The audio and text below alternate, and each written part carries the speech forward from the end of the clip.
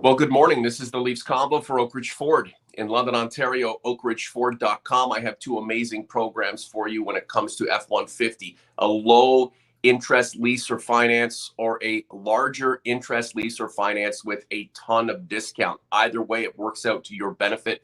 Get at me, Norm at Oak Ridge Ford on Instagram. You can also reach me through community here, youtube.com/the Leafs Convo/community. It is Sunday, February 18th, 2024. Your boy Norm in London, my partner in crime, Mike Augello in Cheektowaga, New York. The Maple Leafs coming off a 9-2 win over the lowly Anaheim Ducks last night.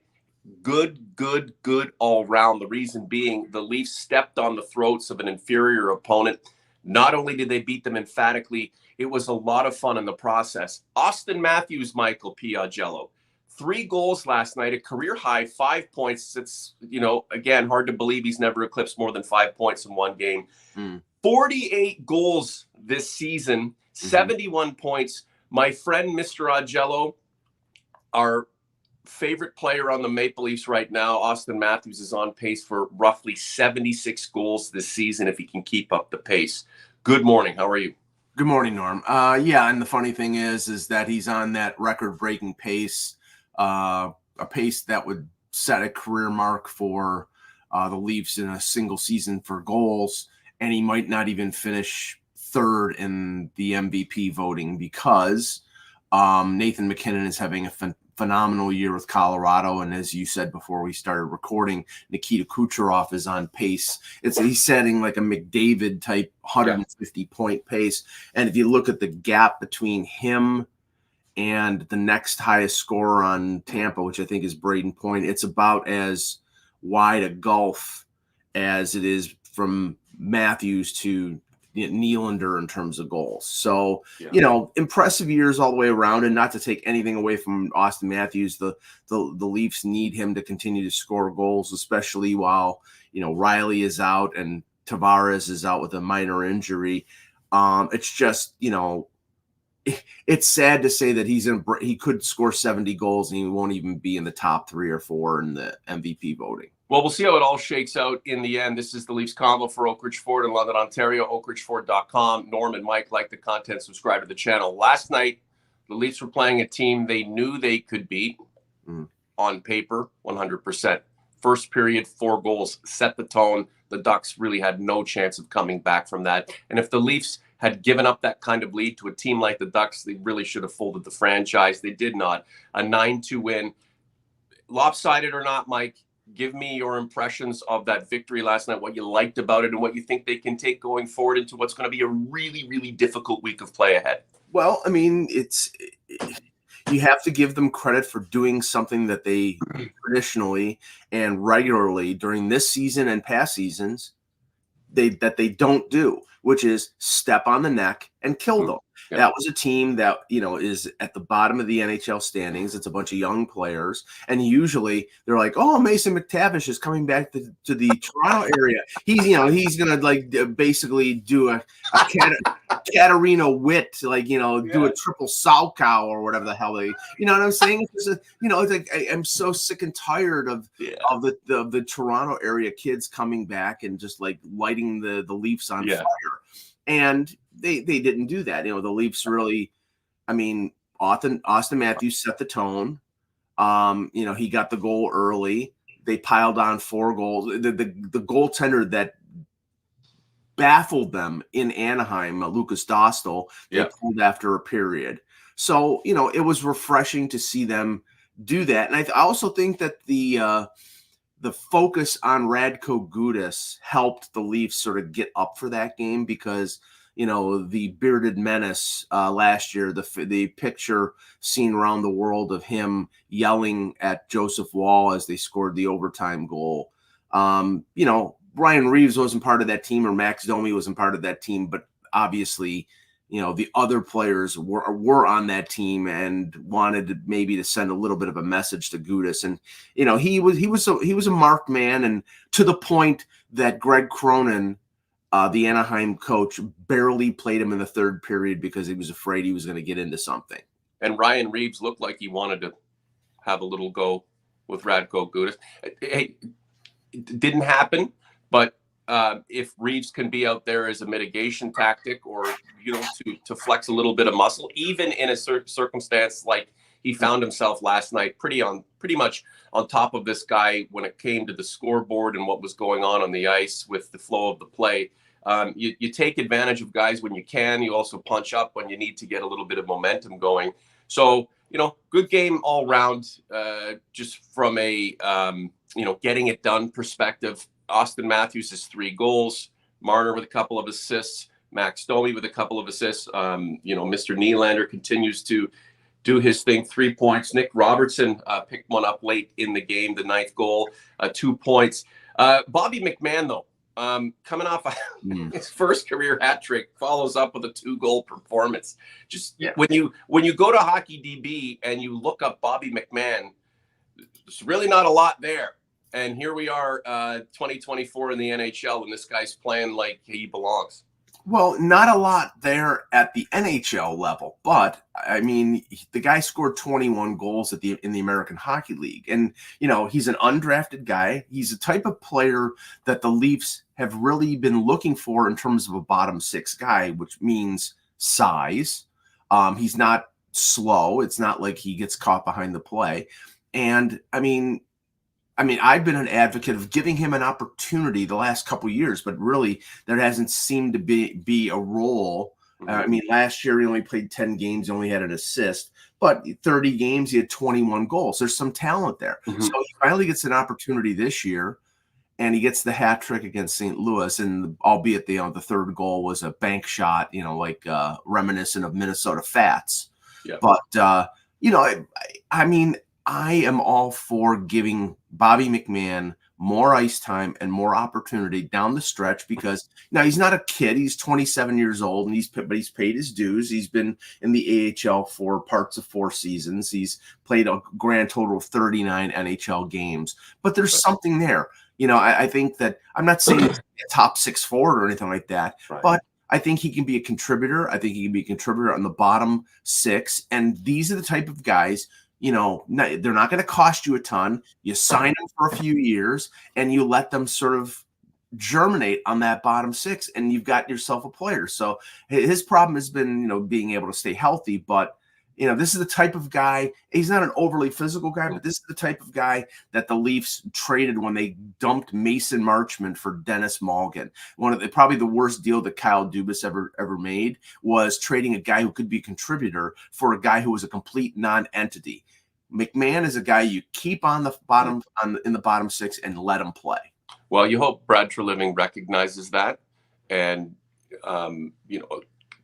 Sheldon Keefe allows him to grow and evolve into something maybe not special, but something utilitarian, and that will help the group.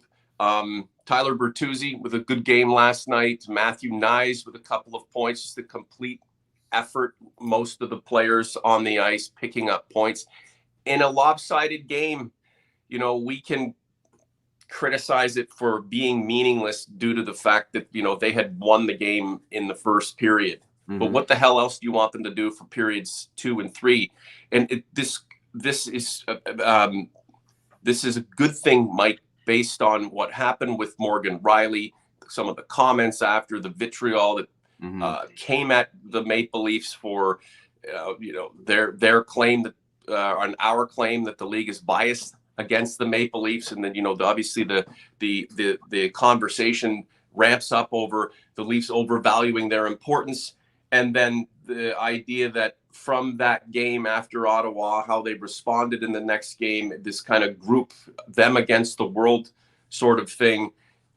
Hey, you know what? We'll be up 4-1 after the first period against a bottom feeder team. We're going to keep coming. So that's what it looked like to me last night. It's just kind of not stopping. We're going to keep going and get that momentum ramped up for, again, what is going to be a pretty wild week with some really good competition staring them down.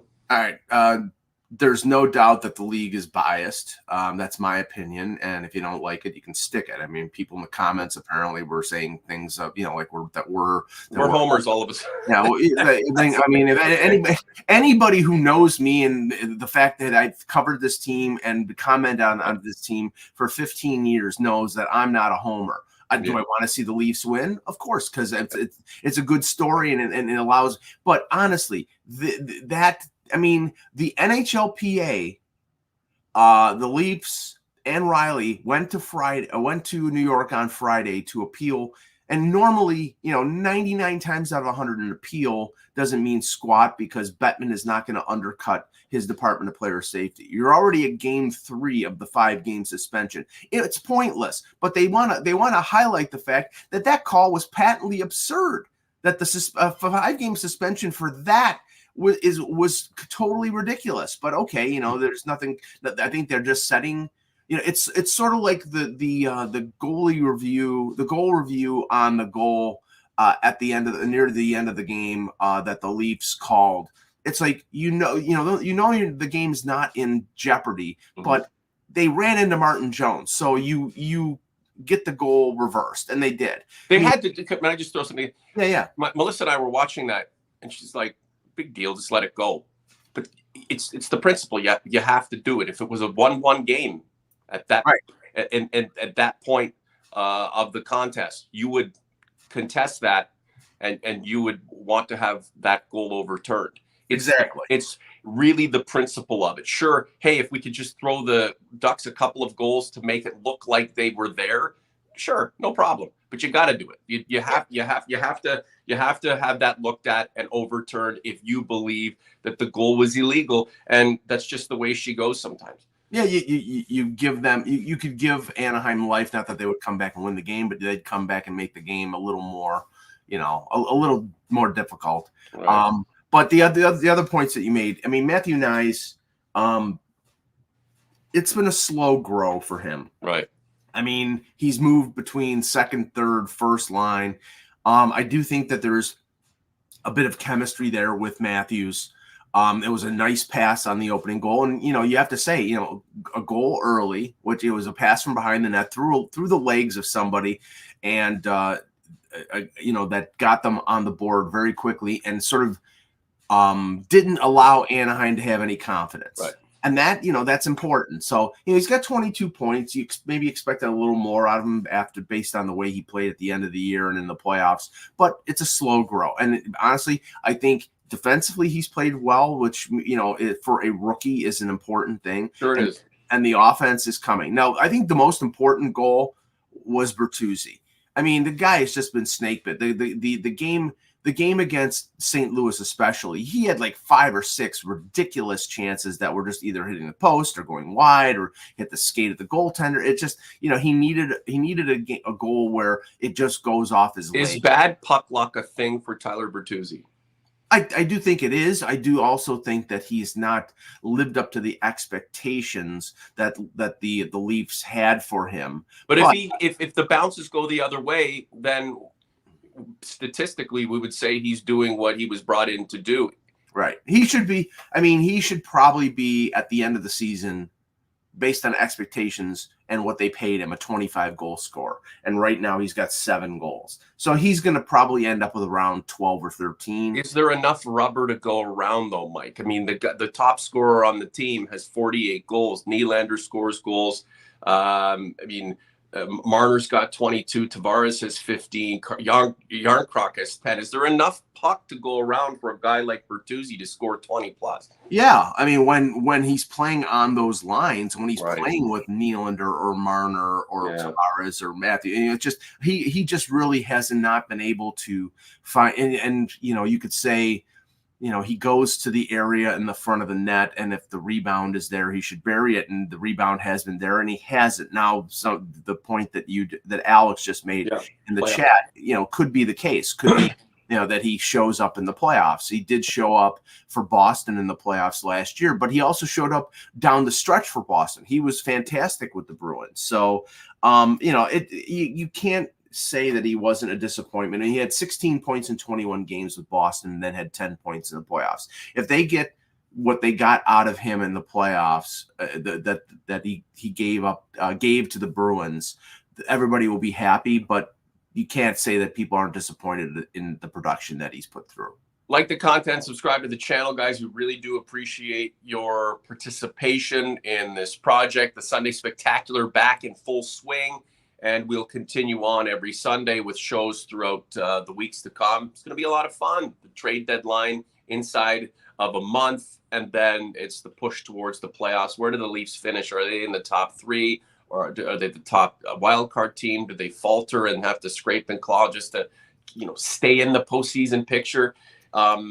We'll be a part of the coverage of it, and we'll see how it all shakes out. Let's hope the Leafs do themselves solid and give themselves an opportunity, even if the world's against them, to be better than they were last year, and that would require a second round Stanley Cup playoff win. So Morgan Rielly has missed 3 games now. The appeal of his suspension really going nowhere. What's developing now is this talk, and it's got to be semi in jest, that when the Leafs don't have Rielly in the lineup, they are really good, like 17-3 kind of good. Yeah. Mike, is that just the most ultimate coincidence that's ever been? I don't think it's a coincidence, but I don't think it's a slag against Morgan Rielly. I think it's the fact that everybody realizes that the guy who's playing 23 or 24 minutes a night, we've got to suck it up because, we don't have, okay, Timothy Liljegren's playing 25 minutes. TJ Brody's had to move over to the left side. All these adjustments happen. And, last year when Rielly and Brody and Muzzin were out, remember that was that stretch in November where Matt Murray was phenomenal and they went on that long winning streak. Everybody pitches in. The forwards play better defensively and they come back. When Rielly's there, he's sort of a security blanket, like Linus in the Peanuts comics, where he's the guy. He brings up the puck and we don't have to worry about it as much. Well, yes, you do. And in the playoffs, maybe that level of effort is there. But during the regular season, there's a complacency there because they have Morgan Rielly back there. So keep him out of the lineup and his teammates will try harder. No. But you also have to say that, you would like them to bottle this effort, right? This type of effort. They swept the 3-game homestand. Granted, it wasn't like they were playing Tampa, Florida, and Colorado, but big deal. They had to get it done, and they did. Yes, especially with the tight race in the East right now. They're in 3rd place after Tampa lost to Florida, but they're 1 point out of falling into the wild card, and it's 4 or 5 points between them and being out of the playoffs. So every win counts. They have to go. They're going to play the first 2 games of this 4-game road swing without Rielly. They're going to, I think, best case scenario, and with tough opposition in Colorado and Vegas, they got to go 2-2. If they go 2-2, then everybody should be happy. Now, but it's also how they play, Mike. It's how they play. If it's a cluster, and they get points, it'll help the cause. But will it really help them develop into what we want them to be? They've looked a lot better of late. And if they can just stay with that, wins, losses be damned. Kind of flying under the radar heading into the playoffs might be a good thing for this team, Michael. You can make that point. But Florida made the Stanley Cup final because they had to battle in March and April just to get in. I get that. But they, there was some good fortune there where they played a Boston team without Bergeron, with Krejci, all these things with a goaltender there was a lot of things just fall into place. Personally, I would rather be home and cooled out rather than have to fight to the last day to get in the playoffs. But there is a benefit there for being able to, you'd like to rest your players down the stretch, get them a little blow before the playoffs begin. But sometimes a team is not afforded that kind of luxury. Right. You could put in one column and put it in the other column. I just think right now, the Leafs, they're not comfortably in a playoff spot, but I don't think that, unless there's God forbid, a serious injury to a key player, they're making the playoffs. It's just a question from that point of where do they go? And I said this a couple weeks ago. Right now, their options are bad or worse. It's either Rangers, Florida, although now Florida's tied with Boston. So Rangers, Boston, or Florida.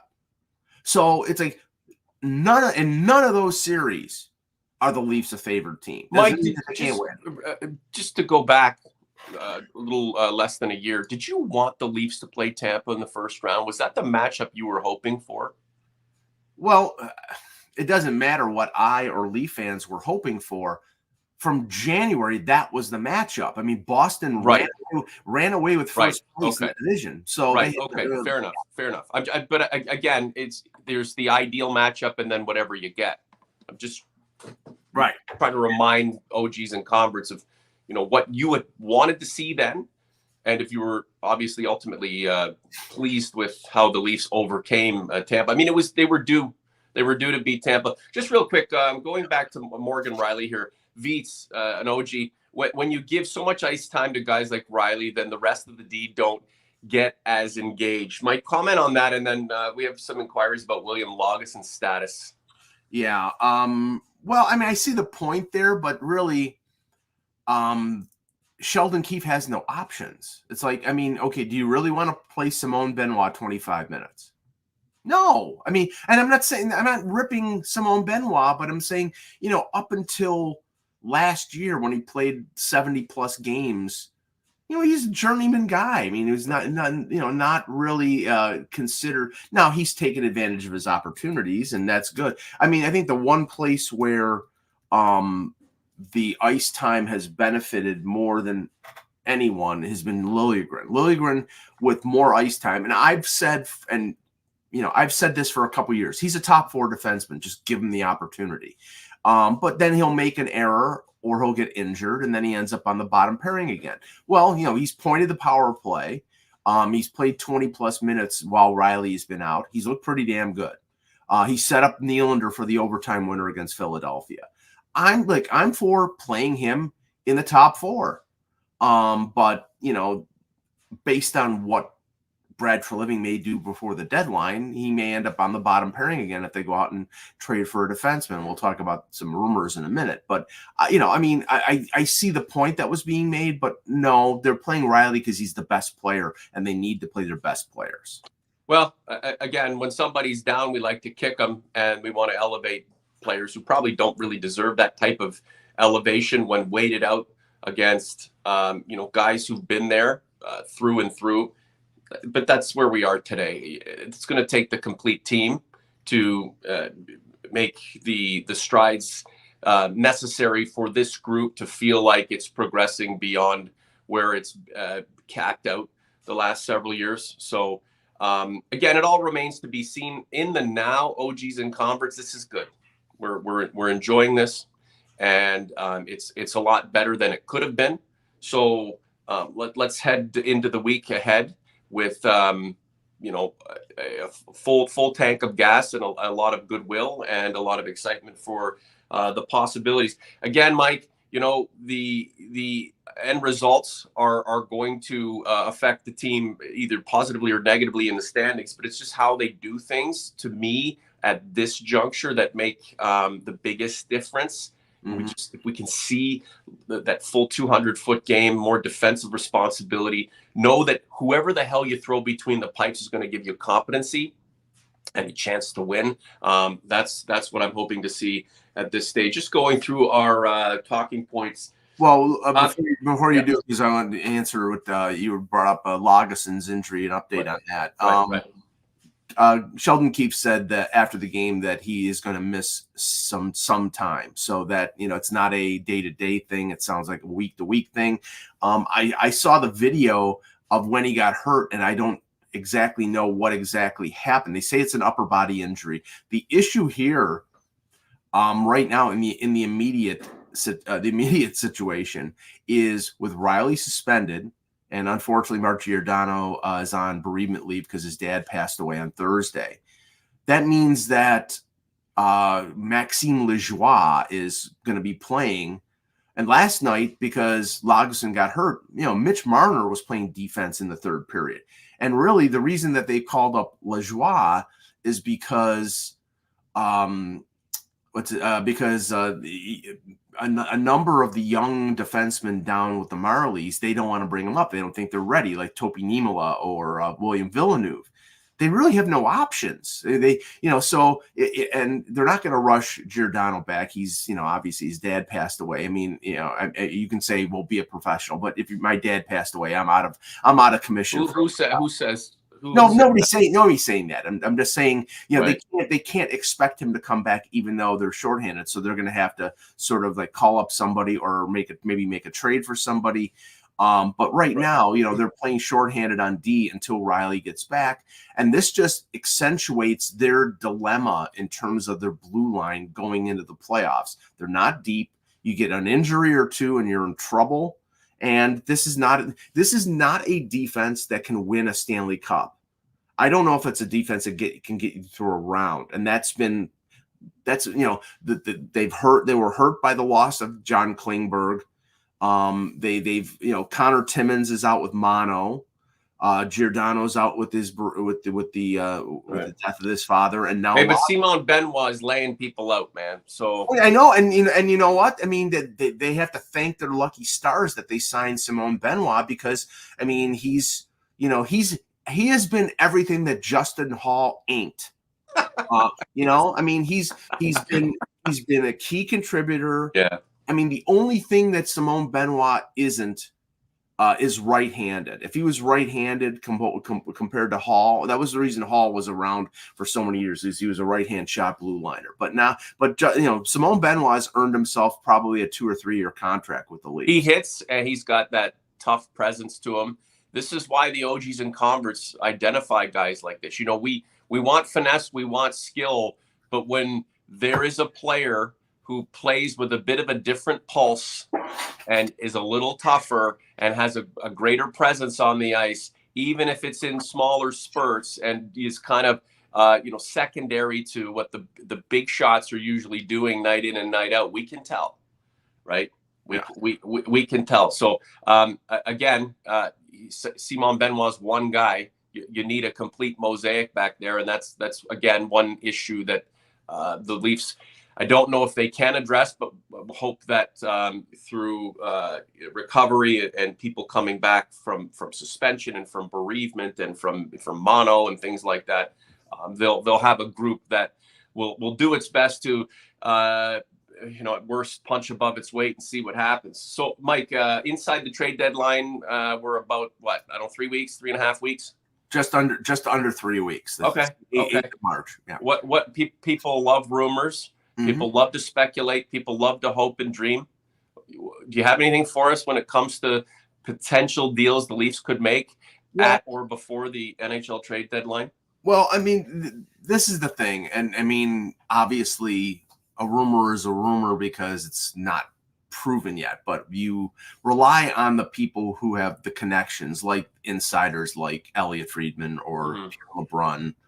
CJ, Chris Johnston, Darren Drager, they have the contacts in the league. They snuff out things and smell things out, and some things make sense and some things don't make sense. The consensus right now is the Leafs have cast a very wide net when it comes to blue liners, and obviously, like based on the conversation we just had, that makes a ton of sense. Now, the goalie thing makes no sense because Pierre LeBrun wrote, and I'm not disputing that this is rumored. Pierre LeBrun reported that Marc-Andre Fleury is probably going to be moved before March the 8th. Minnesota is out of it, and Fleury's got a no-move clause, so there are very select places that he would prefer to go. If you remember when he was in Chicago before he got traded to Minnesota, the Leafs kicked tires on him. There might be interest here, but here's the problem. Okay, they're not a serious Stanley Cup contender. I mean, I'm sorry, I don't say that to hurt Leaf fans' feelings, but they're not. It's great that Marc-Andre Fleury would like to come to Toronto to finish off his career. That's fine. But what do you have to give up? You probably have to give up at least a 3rd round pick. Right. And I think that's an asset that you need to trade for a defenseman. preferably a defenseman that you can retain for a while. But that's the thing. It's like the rumor is Colorado, Toronto, and there was one other team that I can't recall. Colorado makes sense because they need a backup goaltender. Right. But trading for a goalie this year, and the only thing that prevents this is injury. This year, you need to find out what Joseph Woll is in the playoffs. And they have 3 guys. Right. They have three guys. There's no reason to bring in a Marc-Andre Fleury to encapsulate a career for ceremonial purposes when your assets to deal for help are limited to begin with, right? If you're just packing it on because you can, and there's a spot for him, sure, if he can play 10 games plus a little bit in the playoffs. But that's an interesting rumor, Mike. I mean, it gets the names out there, big names associated with the Maple Leafs, and that's probably as big a name as it's going to get for. And that's what I think it is. I think that Toronto's being folded in there because it's Toronto, and it gets the hopper going. But and I think it was CJ that reported about the Leafs sort of casting the wide net for defensemen, especially rentals. The 2 names that were mentioned were Alexander Carrier of Nashville and Sean Walker of Philadelphia. Well, now, this is the thing. Philadelphia is making noises that they want a first-round pick for Walker. They can go stick it, because he's an okay defenseman. He's having his best year of his career, of course, in the final year as he's going to unrestricted free agency. So Philadelphia's trying to maximize an asset that they're probably not going to re-sign, and they at least probably want a second-round pick, something that the Leafs don't have. Right. Carrier is sort of, he's a smaller defenseman. He's not bad, but he doesn't really, move the needle, so to speak. So I know that Toronto was in Buffalo for 2 games last weekend, like we discussed on the last show. I personally think that maybe Eric Johnson, the veteran defenseman, is somebody that they're looking at. But they're looking at rentals, and they're looking at, according to one of the insiders, they said, well, they're looking to package a lot of their lower picks. None of these teams want the lower picks. They want a first-round pick, and the Leafs are not going to give that up for a rental. And the Leafs are light on draft capital to begin with. Right. So it's going back to your point that you don't believe the Leafs are in position to take a legitimate run at a Stanley Cup this year. That means that there's just no point expending the few resources that are still available that are better applied at another period. Vepsis trade at most for depth forwards and defensemen who have term. Don't trade for rentals with very few picks to spare. Well, there you go. Last word to you, Mike. The problem is, Vepsis, is that teams are loath to trade the depth players with term. Because tango. Yeah, because they're cheap talent, and now they'll trade the rentals. And then it's up to your general manager, if it's a guy that you like, to reset. Like, okay, you traded for Sam Lafferty. If the Leafs liked Sam Lafferty enough and he had a year left in his contract, they could have extended him. But, that's where now, and you could do that with Noel Chari or Ryan O'Reilly. You traded for him. You traded high draft picks for him. It's up to you to get him to sign. But once they sniff July 1st and they know that they're close, they're going to go to market. So that's the problem you have. So I would not empty the bank to add rental players, but they probably do need a body or 2 if they even want to advance a round or 2. So we'll see. Just check it out, NHL.com. The stats: Leafs have the 2nd best power play in the league. They're bottom 3rd on penalty kill, goals for. They are, 4th goals per game in the league, and they're about mid-pack goals against. So statistically, the Leafs do leave things to be desired when it comes to keeping pucks out of their net, especially during when they're down a man, and just in general. So that should be a focus. Being able to get the team playing a greater defensive game, more solidity there, and you want to. You want to bolster the defensive aspect of the group, knowing that that's I wouldn't say the Achilles heel, but that's where there's vulnerability. The loss of Yarncroke has really hurt them on the penalty kill. They really, I believe one of the players that they might have been looking at in Buffalo would be Eric Robinson, who's a penalty killer. Yeah.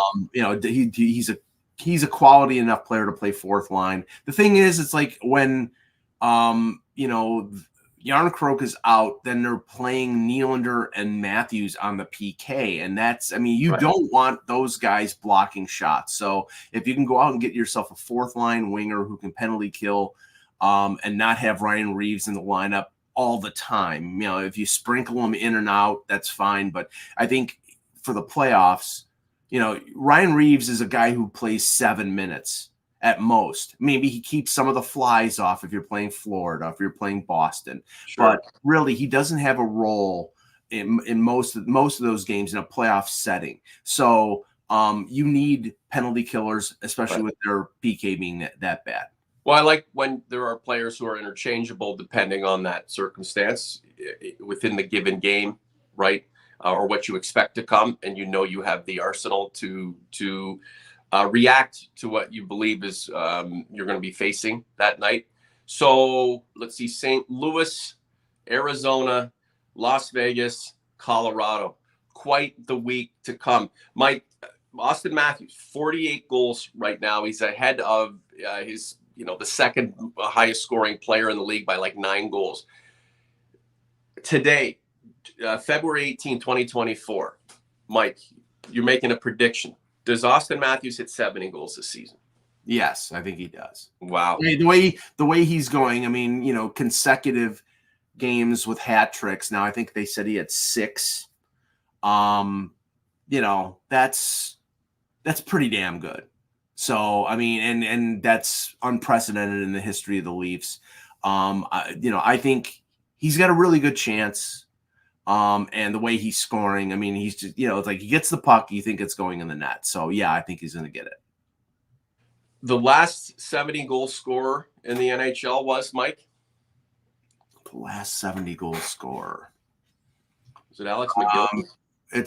Alex McGillney and Solani scored 76 and 93. I think Brett Hull scored 70 after that. So I'd say Brett Hull. Let's see. It wasn't Ovechkin. Ovechkin's never scored. No. I've got 92, 93. Yep. 92, 93. Alex McGillney, 76 goals. Solani same year, and then Brett Hull scored 86 goals in 90-91. Okay, so I got the last 3. There you go. Wow, that's a long time. Mm-hmm. Yeah. It is.